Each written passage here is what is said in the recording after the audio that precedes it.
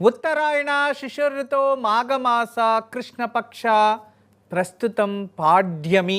ఈరోజు మఖా నక్షత్రం, గురువారం, విశేషమైన రోజు. ఈరోజు దాన కార్యాలకి శ్రేయస్కరమైనది.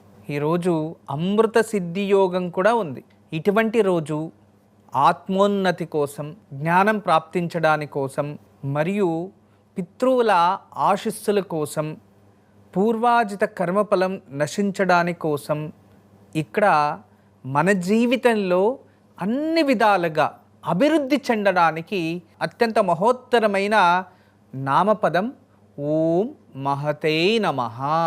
ఈ నామానికి పితృదేవతల అధిపతులు, ఈ నామానికి గురువులు అధిపతులు, ఈ నామానికి పంచభూతాలు అధిపతి అంట. ఈ నామం చాలా విశేషం. అది పర్టికులర్ ఇటువంటి అమృత సిద్ధి యోగానికే అధిపతి ఈ నామం. ఇటువంటి రోజు ఓం మహతే నమః ఈ నామాన్ని జపిస్తే ఇన్ని దేవతల ఆశీస్సులు మనకి ప్రాప్తిస్తాయి. ఓం మహతే నమః, ఓం మహతే నమః, ఓం మహతే నమః, ఓం మహతే నమః, ఓం మహతే నమః. మీరు ఈ కాలంలో ఎంత సమయం వృధా చేస్తున్నారు అనేది ఒక వారం అంతా క్యాలిక్యులేట్ చేసుకొని చూడండి. ఖచ్చితంగా మీకు తెలుస్తుంది. మీకు ఎందుకు చెప్పండి అసంతృప్తి, ఎందుకు చెప్పండి ఇలాంటివి అంటే, మీ జీవితంలో మీరు అనుకుంటున్నాను ఎవరో ఏదో పెడితే దాన్ని చూసి మీరు ఆనందం పడుతూ ఉన్నారు. పాపం ఎవరో, అబ్బా మీ అంత నిస్వార్థం ఇంకెవరు లేదు అనుకోవాలి.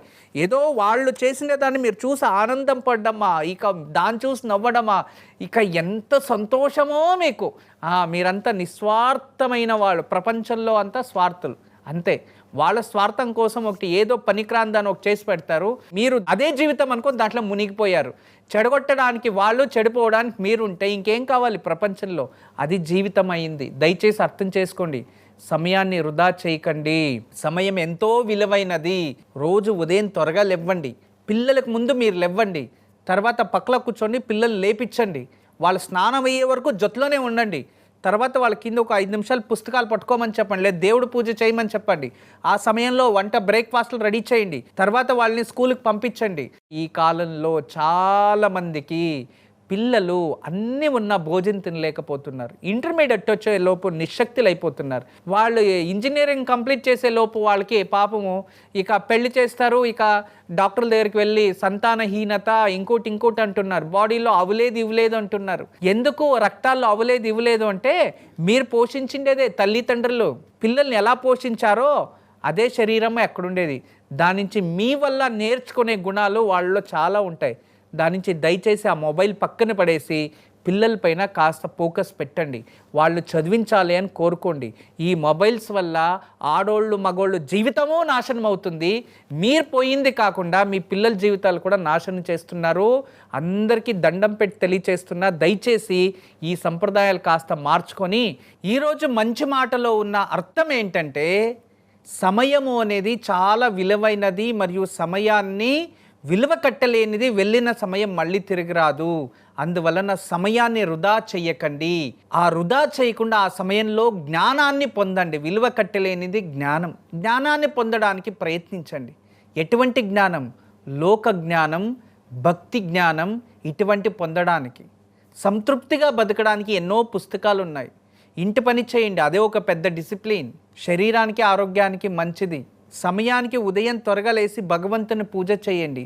ఏదైనా మీకు కాలావకాశం దొరికినప్పుడు 4 పుస్తకాలు చదవండి. లేదు ఏదైనా ఎన్నో రోజుల నుంచి పెండింగ్ ఉన్న పనులు పూర్తి చేసుకోండి. దీనివల్ల భర్త ప్రేమ కూడా భార్య పైన పెరుగుతుంది. అదే విధానంగా మగవాళ్ళు కూడా అలా బిజీగా ఉంటే భార్యకి భర్త పైన గౌరవం వస్తుంది అనేదే ఈరోజు మంచి మాట. ఇందులో ఉన్నది మీరు గ్రహించాల్సినది ఏంటంటే, ఎప్పుడు కూడా మనం ఎవరికైనా టైం ఇస్తే అది వాళ్ళు అర్హులై ఉండాలి అని తెలియచేస్తున్నా. అవును కదా? అదే విధానంగా దానం చేయడానికి కూడా వాళ్ళు అర్హులై ఉండాలి. సపాత్ర దానమే శ్రేష్టమైన దానం అని గరుడ పురాణంలో చెప్పింది. అదే విధానంగా కర్ణుడు గురించి మీకు తెలుసు. కర్ణుడు స్వర్గప్రాప్తి అయిన తర్వాత నాకేం స్వామి ఇక్కడ ఆహారాలు అవన్నీ నాకేం లభిస్తలేదు, ఎందుకు అంటే నువ్వు సపాత్రలకి దానం చేయలేదు కదా అంటాడు. సపాత్రలు అంటే అర్హత ఉన్న వాళ్ళకి నువ్వు ఏదైనా దానం చేసిందంటే నీకేదైనా ప్రాప్తించేది, నువ్వు అర్హం లేని వాళ్ళకే దానం చేశావు, అందుకే మళ్ళీ ఇంకొకసారి కిందకి పంపిస్తున్నాను నిన్ను, వెళ్ళి నువ్వు అర్హతలు ఉన్న వాళ్ళకి దానం చెయ్యి, ఆ పుణ్యఫలంతో ఇక్కడ నువ్వు సంతోషంగా ఉండొచ్చు అంటారు. దాని నుంచి దయచేసి అర్హత ఉన్న వారికి దానం చేయండి. ఈరోజు మకా నక్షత్రం కదా, ఏ నక్షత్రం వారికి ఎలా ఉందో చూద్దాం. అశ్విని మకా మూల నక్షత్రం వారికి జన్మతార, ఆరోగ్యం పట్ల కాస్త జాగ్రత్త వహిస్తే మంచిది. భరణి పుబ్బ పూర్వాషాఢ నక్షత్రం వారికి పరమమిత్రతార, ఈరోజు చాలా విశేషమైన రోజు, చక్కగా ఈ రోజును ఉపయోగం చేసుకోండి, శుభ ప్రతిఫలాలు మీవవుతాయి. కృతిక ఉత్తరాషాఢ నక్షత్రం వారికి మిత్రతార, ఈరోజు మీకు కూడా శుభకరమైన రోజు. ఈరోజు శత్రువులు కూడా మిత్రులు అయిపోతూ ఉంటారు, అటువంటి మంచి రోజు, చక్కగా ఉపయోగం చేసుకోండి. రోహిణి శ్రవణం నక్షత్రం వీరికి ఈరోజు నైదవతార, ఈరోజు అపవాదాల అవమానాలు అనుకోకుండా గొడవలు వచ్చేస్తాయి. ఈరోజు ఏ శుభ పని చేయాలన్నా కాస్త జాగ్రత్త వహించడం మంచిది. ఇక మృగశిర చిత్త ధనిష్ట వీరికి సాధకతార, ఈరోజు ఏ పనైనా లేట్గా అయినా అనుకోంది జరుగుతుంది, కాస్త స్లోగా ఉంటుంది, బట్ ఖచ్చితంగా సక్సెస్ అవుతుంది. భవిష్యత్తులో దీనివల్ల శుభ ప్రతిఫలాలు అనుభవిస్తారు. ఈరోజు మీకు ఇది శుభ ప్రతిఫలమే. ఇక ఆరిద్ర స్వాతి శతభిష నక్షత్రం వీరికి ప్రత్తరితార, ఈరోజు అంత మంచిది కాదు, కోపం ఎక్కువ ఉంటుంది, ఆవేశం ఎక్కువ ఉంటుంది, చిన్న చిన్న పనులకి మీరు మనస్పర్ధం తెచ్చుకొనేస్తూ ఉంటారు, అంటే మనసు బాధ పెట్టుకొనేసి ఏ పని చేయలేకపోతారు, జాగ్రత్త వహించడం చాలా మంచిది. ఇక పునర్వసు విశాఖ పూర్వ భాద్రపద వీరికి క్షేమతార, ఈరోజు విశేషమైన రోజు, అన్నీ మీ అనుకూలంగా ఉంటాయి. ఈరోజు చాలా ప్రశాంతంగా ఉంటారు, ఆనందంగా కుటుంబంతో కాస్త కాల అవకాశాన్ని వాళ్ళతో టైం స్పెండ్ చేసి అయినంత వరకు శుభకార్యాలు మంచి పనులు చేయండి, దానివల్ల మీకు మనసు ఆనందంగా ఉంటుంది. ఇక పుష్య అనురాధ ఉత్తరాభాద్రపద వీరికి ఈరోజు విపత్తారా, కాస్త జాగ్రత్తగా ఉండాలి, ఆపదలు ఎక్కువ ఉంటాయి, అడుక్కడుక్కిను పరీక్షలు ఎక్కువ ఉంటాయి. మంచి నిర్ణయాలు తీసుకోండి, శుభమే, కానీ మీరు తీసుకునే నిర్ణయాలు కూడా భవిష్యత్తులో మీకు ఆపదలు కలగచ్చు, జాగ్రత్తగా ఆలోచించి నిర్ణయాలు తీసుకోవడం మంచిది. ఇక ఆశ్లేష జ్యేష్ఠ రేవతి సంపదతార వీళ్ళకి శుభ ప్రతిఫలాలు ఉన్నాయి, చక్కగా ఉపయోగం చేసుకోండి. రేపు శుక్రవారం, రేపు ఉదయంలోపు గోమూత్రం తెచ్చుకోండి. మనకి ఏదైనా పూజా స్టోర్లో కూడా అమ్ముతారు గోమూత్రం. ఇప్పుడు ఆ గోమూత్రం తెచ్చి కాస్త నీళ్లలోకి వేసి రేపు ఉదయాన్నే ఇల్లు శుభ్రం చేసినప్పుడు గోమూత్రాన్ని కూడా ఇల్లు అంతా ప్రోక్షణ చేసి తర్వాత లక్ష్మీదేవి ముందు కూర్చొని లక్ష్మీనారాయణ పక్కన పెట్టి వాళ్ళకి పాలు నీరుతో అభిషేకం చేసి అనుకూలమైతే లక్ష్మీనారాయణ హృదయాన్నన్నా పారాయణ చేసుకోండి, లేదో మహాలక్ష్మి అష్టకాన్నన్నా పారాయణ చేసుకోండి. అదే విధానంగా కనకదార స్తోత్రం పారాయణం చేసుకోవాలి. ఇలా లక్ష్మికి ప్రత్యేకంగా పూజించి రేపు శనగలతో చేసిన ఏదైనా ప్రసాదం లేదా నానబెట్టిన శనగలైనా సరే ప్రసాదాన్ని నైవేద్యంగా అమ్మవారికి సమర్పించుకోండి. రేపు ఈ పూజ ఇళ్లలో చేసిన తర్వాత రేపు స్త్రీలు రేపు మధ్యాహ్నం చక్కగా నేలపైన కూర్చొని ఆకులో భోజనం చెయ్యాలి. తర్వాత రేపు సాయంత్రం మీరు మరొక్కసారి లక్ష్మీదేవి ముందు నెయ్యి లేదా విప్ప నూనెతో దీపం పెట్టి కనకదార స్తోత్రం చేయండి, ఇంట్లో ఆర్థికంగా అభివృద్ధి అవుతారు. ఈరోజు దివ్యమైన వాస్తు. మనిషి జీవితంలో ఎవరు సంతోషంగా ఉంటాడు అంటే తృప్తిగా ఉన్నవాడు. కానీ ఏ కుటుంబంలో అయితే ప్రశాంతత లేదో వాళ్ళ దగ్గర ఎంత డబ్బులున్నా ఎంత ఆరోగ్యంగా ఉన్నా ఏమున్నా వాళ్ళ జీవితంలో సుఖం లేదు అని అర్థం. ఏ ఇల్లు అయితే గొప్పగా ఉండి ఆ ఇంట్లో ఏ ఒక లోటు లేకుండా ఉండి అయినా ఇంట్లో ప్రశాంతత లేదు అంటే నెగిటివ్ ఎనర్జీ చాలా ఎక్కువ ఉంది అని. ఏ ఇంట్లో ప్రశాంతత మాకు పూర్తిగా లేదు అనేవారు వాస్తుని చెక్ చేపిస్తారు.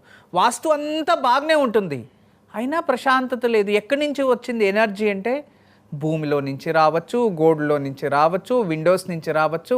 ఇక్కడ స్మాల్ మైనర్ మిస్టేక్స్ ఉంటాయి, కంటికి కనబడని దోషాలు. అటువంటివి మీకు ఇంట్లో ప్రశాంతత లేదు అనిపించినప్పుడు ఖచ్చితంగా ఆ ఇంట్లో శ్రీవాస్తు యంత్రాన్ని ఇంట్లో పెట్టండి చాలు. దానికి పూజ ఏమీ అవసరం లేదు, జస్ట్ ఒక గోడ పైన తగిలించండి చాలు. ఖచ్చితంగా ఆటోమేటికలీ నిదానంగా దాని నుంచి రిలీజ్ అయ్యే కాస్మిక్ ఎనర్జీ ప్రశాంతని అందిస్తా పోతుంది. ఈరోజు దివ్యమైన యోగక్షేమం. ఎవరైనా సరే ఈరోజు సాయంత్రం దత్తాత్రేయ, దక్షిణామూర్తి, సాయిబాబా గురువులు, ఏదైనా భగవంతుని అనుగ్రహం కావాలంటే ఫస్ట్ గురువు అనుగ్రహం వస్తేనే భగవంతుని అనుగ్రహం. మీరు ఏ దేవతలని ముందుగా పూజించాలి అంటే గురువుని ముందుగా పూజించాలి అని సమస్త వేదాలు చెప్తున్నాయి. గురువే సమస్తం అంటే సద్గురువుల్ని పూజించడం వలన భగవంతుడే మన దగ్గరికి వస్తాడు అని. అలా ఈరోజు సాయంత్రం మీకు నచ్చిన గురువుని మనస్ఫూర్తిగా ప్రార్థించి ఆ గురువు ఫోటో ముందు లేదు విగ్రహం ముందు నెయ్యి దీపం వెలిగించి ఆ గురు స్తోత్రాన్ని పారాయణ చేసి దాన్ని ప్రసాదంగా ఇంట్లో ఉన్నవాళ్ళు స్వీకరించండి. గురుబలంతో పాటు ఎవరికైతే సంతానం కావాలో ఆ సంతాన యోగం కూడా ప్రాప్తిస్తుంది. ఈరోజు ఎవరైనా పితృదేవతల్ని స్మరించి ఈ ఒక గోమాతకి ఏదైనా తినబడితే పితృదోషం కూడా తగ్గుతుంది.